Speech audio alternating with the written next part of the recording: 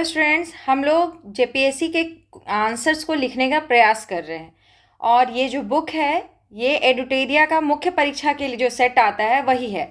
तो आइए इसकी शुरुआत करते हैं। आज का जो टॉपिक है संथाल विद्रोह से है। जनजातीय विद्रोहों में महत्वपूर्ण स्थान रखने वाले संथाल विद्रोह के कारण एवं उद्देश्यों की संक्षिप्त चर्चा करें, साथ ही संथाल विद्रोह की महत्ता को भी लिखें। देखिए, संथाल विद्रोह से झारखंड में भी यानी कि आपके जेपीएससी के मेंस में भी क्वेश्चंस आ चुके हैं और बिहार का जो बीपीएससी एग्जाम होता है उसमें भी कई बार ये क्वेश्चन पूछे गए। तो सबसे पहले हम लोग देख लेते हैं कि आज तक इस टॉपिक से कितने क्वेश्चंस पूछे जा चुके हैं। तो देखिए, सबसे पहले 66वीं बीपीएससी में भी क्वेश्चन बना था कि संथाल विद्रोह 1855-56 के कारणों और परिणामों का परीक्षण कीजिए। एकदम स्पष्ट कारण और परिणाम है ना। फिर देखिए 63 जो बीपीएससी हुआ था उसमें पूछा था कि 1855 के संथाल विद्रोह के मुख्य कारणों और परिणामों का विवरण दीजिए, क्या यह एक सफल विद्रोह था। फिर 60 से 62वीं जो बीपीएससी हुआ था उसमें पूछा था कि संथाल विद्रोह के कारणों और परिणामों का आलोचनात्मक मूल्यांकन करें। और 48 से लेके 52वीं जो बीपीएससी था उसमें पूछा था कि संथाल विद्रोह के कारणों और प्रभाव का विश्लेषण कीजिए। चलिए, ये तो बीपीएससी था, इसमें क्वेश्चन बना है, तो ऐसा क्वेश्चन हमारे जेपीएससी में भी बना है। देखिए, 6ठी जेपीएससी में पूछा गया था कि संथाल विद्रोह के कारणों और उसके परिणामों पर प्रकाश डालिए। और 4थी जेपीएससी में पूछा गया था कि संथाल विद्रोह झारखंड के इतिहास में एक महत्वपूर्ण मोड़ था, टिप्पणी कीजिए। तो इसका मतलब है कि ये टॉपिक तो आपके लिए बहुत इंपॉर्टेंट है। इसके अलावा अन्य प्रश्न में सिद्धू कान्हू के नेतृत्व में संथालों के की लामबंदी और उनके धार्मिक जादुई विश्वासों की भूमिका का वर्णन करें, इस टाइप का भी क्वेश्चन है। अब देखिए, ये क्वेश्चन तो आ चुके हैं। आगे संभावित प्रश्न में भी कुछ क्वेश्चंस हम लाए हैं। अगर आपको मन है तो नोट कर लीजिए और प्रैक्टिस करने का प्रयास जरूर कीजिएगा, ठीक है। तो पहला क्वेश्चन देखिए कि पूछ सकता है कि क्या संथाल विद्रोह को भारत का प्रथम जन क्रांति कहना उचित है, और अगर उचित है तो तर्क सहित उत्तर दीजिए। अगला क्वेश्चन है, ये देखिए, ये क्वेश्चन आया हुआ नहीं है, संभावित है, नोट कर लीजिए। अगर मन हो तो जरूर इसको लिख के एक बार देखिए। संथाल विद्रोह केवल एक आदिवासी विद्रोह नहीं बल्कि ब्रिटिश औपनिवेशिक सत्ता के खिलाफ एक संगठित युद्ध था, विवेचना कीजिए। फिर अगला है कि संथाल हुल में महिलाओं विशेषकर फूलो झानो की भूमिका और उनके योगदान का मूल्यांकन करिए, ठीक है। और अभी तक ये मेंस में नहीं पूछा गया है, ऐसा बता भी दे रहा है। अगर हो सके कि पूछने का किसी का विचार हो जाए तो चलिए। 1855 के संथाल विद्रोह और 1857 के सिपाही विद्रोह के बीच समानताएं और असमानताएं जो हैं वो स्पष्ट कीजिए।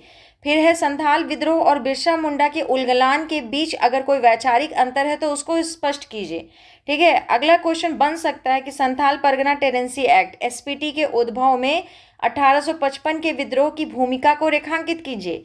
या ये क्वेश्चन भी तो बन सकता है कि दामिनी कोह की संकल्पना ने किस प्रकार संथालों के असंतोष को जन्म दिया, व्याख्या कीजिए। तो मेरा तो मानना है कि अगर जो संभावित प्रश्न है उसको आप एक बार जरूर नोट डाउन कर लीजिए, ठीक है।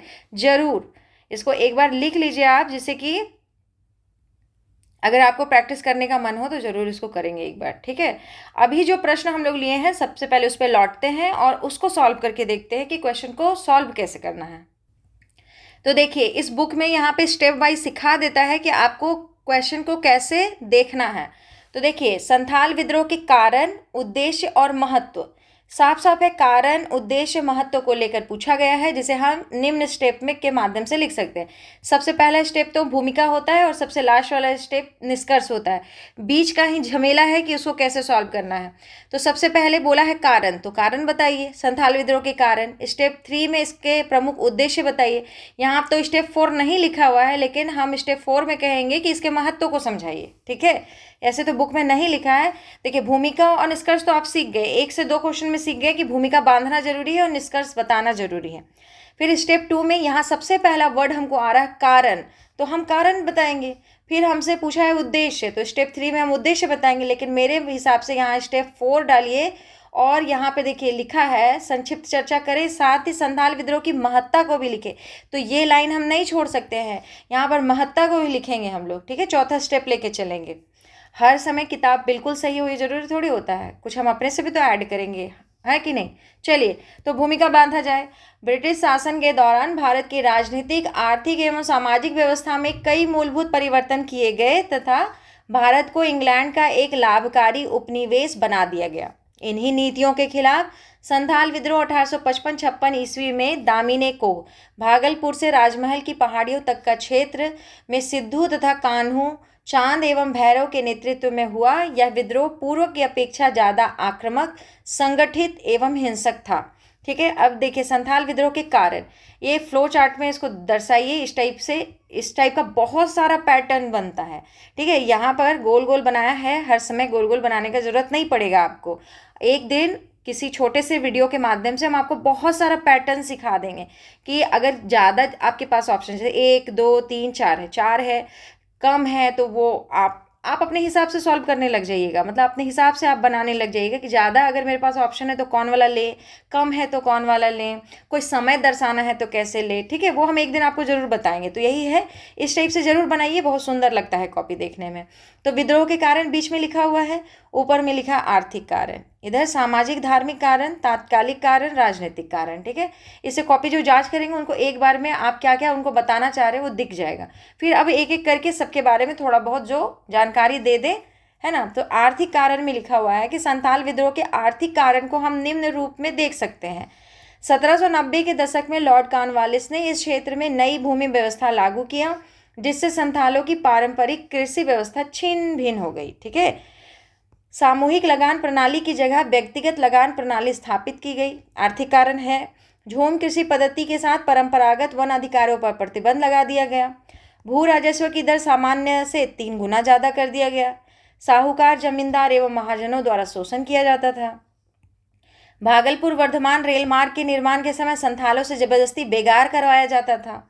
पुलिस एवं प्रशासन जमींदार, साहूकार एवं महाजन आदि का पक्ष लेते थे। पुलिस एवं प्रशासन जो था जमींदार, साहूकार, महाजन आदि के पक्ष लेते थे। ये बात है, ये सब आर्थिक कारण है। अब देखिए सामाजिक धार्मिक कारण क्या है। ब्रिटिश शासन के दौरान इस क्षेत्र में ईसाई मिशनरियों का प्रवेश हुआ तथा ईसाई मिशनरियों द्वारा जनजातीय समाज एवं धार्मिक मान्यताओं का मजाक बनाया गया एवं धर्म परिवर्तन कराया गया। सामाजिक धार्मिक मान्यताओं पर चोट पहुंचने के कारण संथालों ने बाहरी लोगों एवं अंग्रेजी शासन के खिलाफ एकजुट होकर प्रतिरोध किया। अब देखिए राजनीतिक कारण में कुछ पॉइंट्स लिखिए। जैसे संथाल का शासन स्वास्थ्य एवं जनमत पर आधारित पढ़ा पंचायत के द्वारा संचालित होता था, पर जब इस क्षेत्र में राजस्व एवं सामरिक आवश्यकताओं के कारण अंग्रेजों ने आदिवासी इलाकों में पुलिस थाने, सैनिक छावनियां स्थापित की, कंपनी के कानूनों को लागू किया, इस नई व्यवस्था के कारण ब्रिटिश शासन के कारिंदे, पुलिसकर्मियों एवं दीकुओं द्वारा सामूहिक रूप से आदिवासियों का शोषण किया जा रहा था। तात्कालिक कारण देखिए क्या था। दरोगा हत्या प्रकरण इस विद्रोह का तात्कालिक कारण था। मामूली सी चोरी के आरोप में जब दारोगा द्वारा संथालों को गिरफ्तार किया गया तो इसी के प्रक्रिया स्वरूप संथालों ने दरोगा की हत्या कर दी। इसी स्थिति से उत्पन्न तनाव एवं विरोध के साथ विद्रोह की शुरुआत हुई। ये वाला प्रकरण हम लोग भी अपने बुक्स में पढ़े हुए हैं। याद कीजिए कि जब दरोगा इन लोग को पकड़ के बंद कर देता है तो उसमें से एक संथाल युवक की मौत हो जाती है, बाकी लोग फिर गुस्सा जाते हैं, उसके बाद वो लोग दरोगा की हत्या कर देते। इसी तरह से ये जो कारण था वो फैल जाता है ना। तो ये आप और अच्छे से आप लिख सकते हैं इसको। ठीक है, फिर चलिए स्टेप 3 में आ जाएंगे। उद्देश्य बताना है। विदेशियों को भगाना उद्देश्य था। संथाल क्षेत्र से ब्रिटिश शासन का अंत करना था। संथाल प्रशासनिक संरचना प्रणाली की स्थापना करना था। न्याय और धर्म पर आधारित राज्य की स्थापना करना था। संथालों की पारंपरिक संस्कृति और वन अधिकारों के साथ साथ आर्थिक हितों की सुरक्षा करना था। देखिए स्वरूप, मतलब कि इस आंदोलन का स्वरूप कैसा था ये बताना होगा। तो स्वरूप बताएंगे। चूंकि संथाल अंग्रेज, जमींदार एवं साहूकार के अत्याचार से पीड़ित थे, इसलिए इन तीनों को संथालों ने निशाना बनाया। महाजनों, साहूकारों से लूटपाट की, साहूकारों के मकान, दस्तावेज आदि को जला दिया, पुलिस स्टेशन, रेलवे स्टेशन, डाक ढोने वाली गाड़ी को जलाया, फसलों को आग लगा दी, रेलवे इंजीनियरों के बंगले जलाए गए, क्योंकि रेलवे इंजीनियर लोग आए थे, रेलवे का विकास कर रहे थे और ये लोग इससे बेगारी करवा रहे थे, है ना। तो रेलवे इंजीनियर लोग जो थे उन लोगों के बंगले जलाए गए। विद्रोह के स्वरूप को देखते हुए ब्रिटिश सरकार द्वारा दमनकारी नीति अपनाई गई। मेजर जनरल बारो के नेतृत्व में सेना आई और क्षेत्र में मार्शल लॉ लगा दिया। विद्रोहियों की गिरफ्तारी हेतु इनामों की घोषणा की गई। सिद्धू कान्हू की गिरफ्तारी और बर्बर दमन के बाद आंदोलन धीरे धीरे शिथिल होकर समाप्त हो गया। अब देखिए यहाँ पे लिखा गया संथाल विद्रोह का परिणाम, सजा धजा के लिखा गया, आप भी ऐसे ही लिखेंगे, ठीक है। चलिए संथाल विद्रोह का अब महत्व देखिए। महत्व, संथाल विद्रोह की विशिष्टता के कारण ही कार्ल मार्क्स ने इसे भारत की प्रथम जन क्रांति कहा था। यद्यपि संथाल विद्रोह अपने मूल लक्ष्य को प्राप्त करने में सफल नहीं रहा, तथापि इसने कुछ महत्वपूर्ण परिवर्तनों और सुधारों के साथ साथ आने वाले समय में महत्वपूर्ण परिवर्तनों का मार्ग प्रशस्त किया, जिसका महत्व हम निम्नलिखित रूप से देख सकते हैं। यह विद्रोह संथालों का जातीय विद्रोह था जो शोषण के खिलाफ किया गया, जिसके कारण विद्रोह ने जातीय आधार पर पहचान बनाई। आदिवासी समाज में आदिवासी एकता और विकास पर जोर दिया गया। यह एक संगठित आंदोलन था जिसमें 60,000 से अधिक लोगों को एकजुट किया गया। यह विद्रोह एक सशक्त क्रांति के रूप में था। उनकी बहादुरी, साहस और एक नई आर्थिक व्यवस्था के सपने के बाद के आंदोलनों और विद्रोहों को प्रेरित किया। देखिए पॉइंट वाइज लिखते हैं तो बहुत कम शब्द में ही लिखते हैं, कहानी की तरह बहुत ज़्यादा पैराग्राफ नहीं बनाइएगा, ठीक है। पैराग्राफ जो भी एग्जामिनर है बहुत लंबा पढ़ना नहीं चाहते हैं, इससे सबसे अच्छा होता है कि पॉइंट वाइज ही हम लोग आंसर लिखते हैं। विरोध के माध्यम से भले ही कुछ हद तक सरकार ने अपनी नीति बदली, जिससे आदिवासी लोगों में आत्मविश्वास आया। ब्रिटिश सरकार द्वारा इस क्षेत्र में दी गई रियायतों ने आदिवासी समाज को भविष्य के विद्रोहों में शामिल होने के लिए प्रेरित किया। सामाजिक और पंचायत व्यवस्था की बहाली के कारण आदिवासी एकता में वृद्धि हुई। भविष्य के विद्रोहों में आदिवासी भागीदारी बढ़ी, ठीक है, ये महत्व हुआ इसका। अब चलिए इसका निष्कर्ष लिख करके इसको यहीं पर समाप्त किया जाए। संथाल विद्रोह विशुद्ध रूप से जनजातीय एवं क्षेत्रीय प्रकृति का था, जो जनजातीय क्षेत्र में बाहरी हस्तक्षेप के विरुद्ध जनजातीय समाज की सुरक्षा के लिए शुरू किया गया था। इस विद्रोह में शामिल विद्रोही नेताओं एवं जनजातीय लोगों की बहादुरी में अंग्रेजों के शोषण एवं अन्याय के विरुद्ध लड़ने की उनकी दृढ़ इच्छा शक्ति थी। आदिवासी विद्रोहों में संथाल विद्रोह का विशेष स्थान है, क्योंकि यह विद्रोह मुख्य रूप से स्वशासन एवं नई सामाजिक आर्थिक व्यवस्था की स्थापना के लिए शुरू किया गया था, तथा अपनी विशिष्टताओं एवं व्यापक प्रभाव के कारण संथाल विद्रोह क्षेत्रीय सीमाओं से आगे बढ़कर राष्ट्र परिप्रेक्ष्य में महत्वपूर्ण विद्रोह बन गया। आगामी जनजातीय विद्रोह एवं राष्ट्रीय आंदोलन में संथाल विद्रोह का स्पष्ट प्रभाव दिखाई देता है, ठीक है। तो इस प्रकार से निष्कर्ष हो गया। जरूरी नहीं है कि आप इसी आंसर को लिखें, एकदम ऐसा 100% होगा कि आप जब आंसर लिखेंगे तो इससे बहुत बढ़िया लिखेंगे, ठीक है, क्योंकि ये बुक है और आप जब अपने मन से लिखेंगे तो आप इससे ज़्यादा बढ़िया लिखेंगे। लेकिन बस आप इसका हेल्प ले सकते हैं कि क्वेश्चन को कैसे हमको शुरू करना है, कैसे अंत करना है, कैसे लिखना है पॉइंट वाइज, और या फिर कॉपी कितना बढ़िया डेकोरेट होना चाहिए। जैसे ये है, ये कॉपी डेकोरेट हुआ, इससे खूबसूरत बनता है, देखने में अच्छा लगता है, ये सब पैटर्न बनाया जाता है, ठीक है। तो इससे सिर्फ आप सीख सकते हैं कि हमको कॉपी पे कैसे लिखना है। बाकी लिखना आप ही को है, और आप इससे निश्चित ही बहुत ज़्यादा बढ़िया लिखेंगे, क्योंकि हमको पता है ऐसा होता है, ठीक है। क्योंकि देखिए अगर आप नल खोलते हैं तो पानी तो तभी आएगा ना जब आपकी टंकी में पानी होगा। टंकी में ऊपर टंकी में पानी नहीं होगा तो नल कितना भी खोल लीजिएगा तो पानी नहीं गिरेगा उससे। आपका दिमाग वही टंकी है। जब तक भी आप किसी टॉपिक को लिखने से पहले कहीं से पढ़ेंगे नहीं, जानेंगे नहीं उसके बारे में कि किस हिसाब से हमको लिखना है, कौन से शुरू करना है, कहाँ अंत करना है, या उसके बारे में कोई जानकारी नहीं होगा तो क्या लिखिएगा। सिर्फ कहने से कि लिखो लिखो लिखो तो लिखने का आदत हो जाएगा, ऐसा कुछ नहीं हो सकता। आपको संथाल विद्रोह के बारे में लिखने कहा गया, आपको यही नहीं पता कि संथाल विद्रोह 1855-56 में शुरू हुआ था, तो फिर आप लिखिएगा क्या। इतना तो मालूम होना चाहिए ना कि 1855-56 में ये विद्रोह शुरू हुआ था, कौन विद्रोह किए थे, किस तरह से किस क्षेत्र में फैला था। ये सब बेसिक जानकारी तो आपको कहीं ना कहीं से लेना होगा, अपना टंकी भरना होगा, तभी तो आप नल खोलिएगा तो पानी गिरेगा। बस यही बात को जानिए कि सिर्फ लिखने से सब कुछ हो जाता, तो ऐसा नहीं है। पहले एक टॉपिक उठाइए, उस टॉपिक के बारे में आधा घंटा 1 घंटा ChatGPT से पढ़िए, AI से पढ़िए, बुक से पढ़िए, नोट्स से पढ़िए, कहीं से भी पढ़िए, लेकिन थोड़ा देर 1 घंटा आधा घंटा उसको पहले उसकी जानकारी इकट्ठा करने में पॉइंट वाइज लिखिए कि हाँ ये विद्रोह कब शुरू हुआ था, कौन कौन नेता थे, कितने चरण में चला था, कहाँ कहाँ चला था, कैसे कैसे घटना था, तात्कालिक कारण क्या था, ठीक है। फिर फैलने के बाद उसका परिणाम क्या हुआ, कौन कौन से एक्ट उसके चलते लागू हुआ, ये सब पॉइंट वाइज पहले अपने माइंड में बसाइए, तब शुरू कीजिए लिखना कि हाँ हमको लिखना क्या है। उस पर भी पहले क्वेश्चन पे ध्यान दीजिए। सब क्वेश्चन का आंसर एक ही लिखाएगा, ऐसा हो सकता है क्या? नहीं हो सकता है। क्वेश्चन आपसे क्या पूछ रहा है, उसका दायरा क्या है, उसको समझना सबसे पहले ज़रूरी होता है। ऐसा थोड़ी कि एक संथाल विद्रोह से एक क्वेश्चन रट लिए, कुछ भी आया तो वही लिख दिए। बचपन वाला हाल नहीं हो सकता है कि हाँ एगो गाय पर एक निबंध याद करके चले गए, घोड़ा पे भी आया तो वही लिख दिए, तो ऐसे नहीं होता है ना।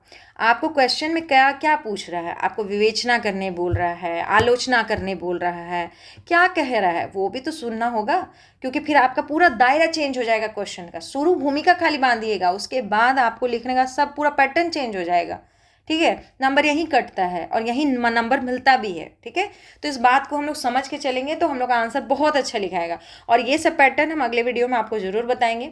और सबसे पहला काम कीजिए कि अगर आप बिगनर हैं, एकदम शुरुआत है आपका, तो सबसे पहले एक एक पेपर को एनालाइज कीजिए। जैसे कि पेपर 3 है तो पेपर 3 को सबसे पहले एनालाइज कीजिए कि इसका सिलेबस क्या है, कैसे कैसे मार्क्स आ रहा है, मतलब कि कितना मार्क्स है, 100 नंबर है तो कैसे क्वेश्चन पूछेगा, कितना का क्वेश्चन पूछ रहा है, फिर इसमें कौन कौन से टॉपिक्स हैं, इसका सिलेबस क्या है।